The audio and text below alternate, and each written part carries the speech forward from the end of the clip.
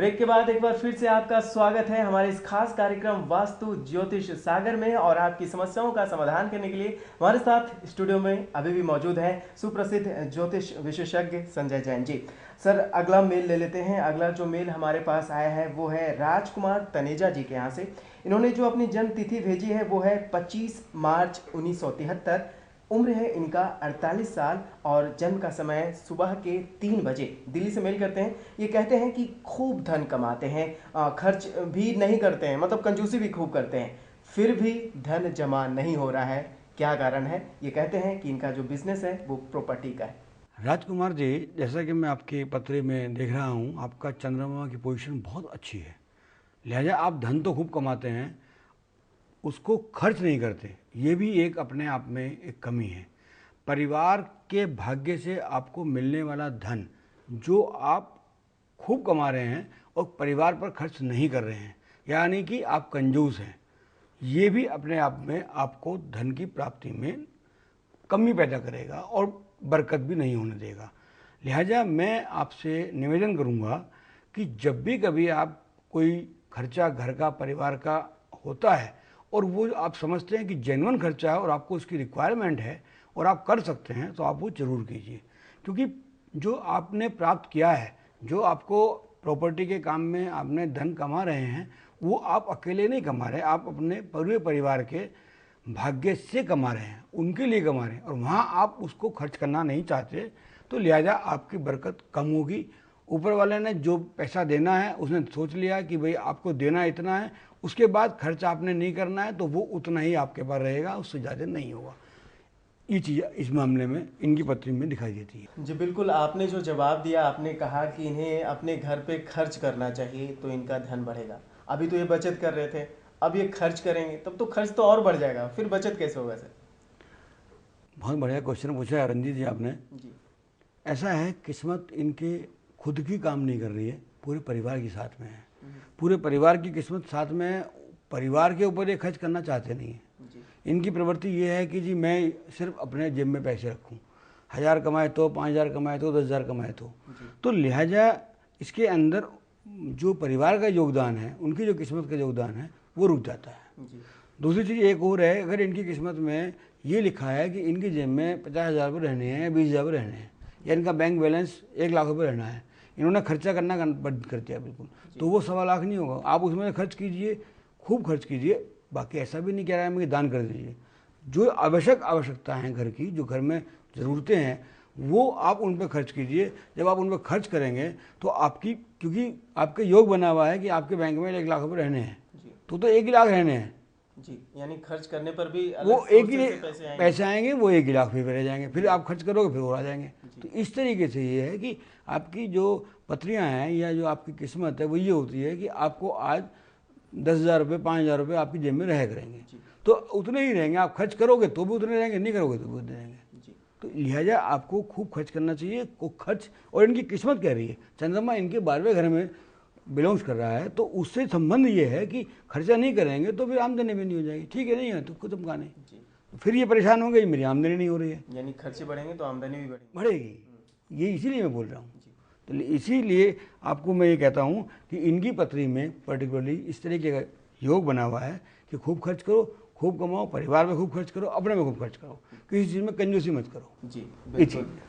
तो राजकुमार जी, आपने जाना कि क्या करना है आपको, जो ही आप पैसे बचा रहे हैं, यानी कि जो चीज़ें खर्च होनी चाहिए, जिस पर जो पैसे खर्च होना चाहिए उसे भी आप नहीं कर रहे हैं, तो वो आपको करना चाहिए और जो उपाय बताए गए उसका पालन कीजिए। और अगर खर्चे बढ़ेंगे तो आमदनी भी बढ़ेगी, तो इसका आप ध्यान रखें। अगला मेल जो ले लेते हैं सर, वो अगला मेल है रितु जैन जी के यहाँ से। इन्होंने जो अपनी जन्म तिथि भेजी है वो है 22 अप्रैल 1978।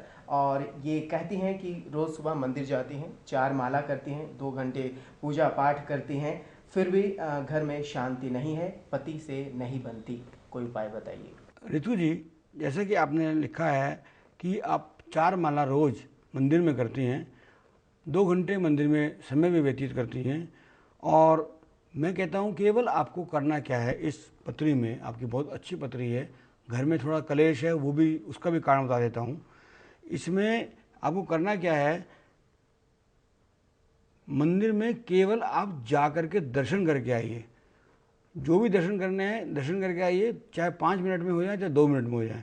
बहुत ज़्यादा देर बैठने की जरूरत नहीं है। इससे थोड़ा सा भी ध्यान अगर आप अपने पति के ऊपर लगाएं, उनके नाश्ते पे, उनके पानी पे, वो क्या पसंद करते हैं क्या नहीं करते हैं, तो ये सब कलेश आपके ख़त्म हो जाएंगे।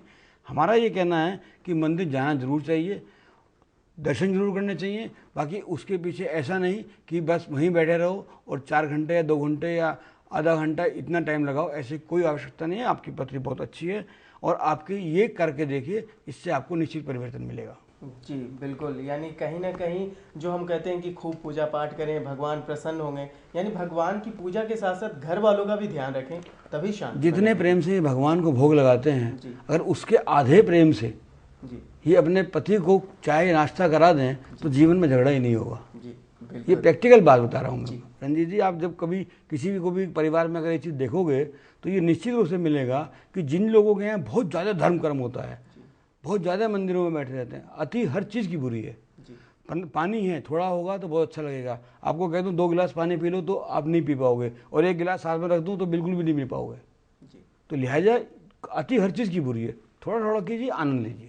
जी बिल्कुल, यानी रितु जी आपने देखा कि क्या करना है आपको, भगवान का आप जो उनकी वंदना करते हैं, उनकी पूजा करते हैं, बहुत अच्छी बात है, लेकिन आपको थोड़ा समय अपने घर के लिए भी निकालना होगा, घर की ज़रूरतों में ध्यान बटाना होगा, तब आपकी जो घर में अशांति बनी हुई है वो दूर हो जाएगी और शांति ही शांति होगी। इन बातों पर ध्यान रखें, ऊपर वाले भी आपकी मदद करेंगे। सर अगला मेल जो हमारे पास वो आया है वो है राजकुमार चौधरी जी का, उम्र बता रहे हैं 48 वर्ष।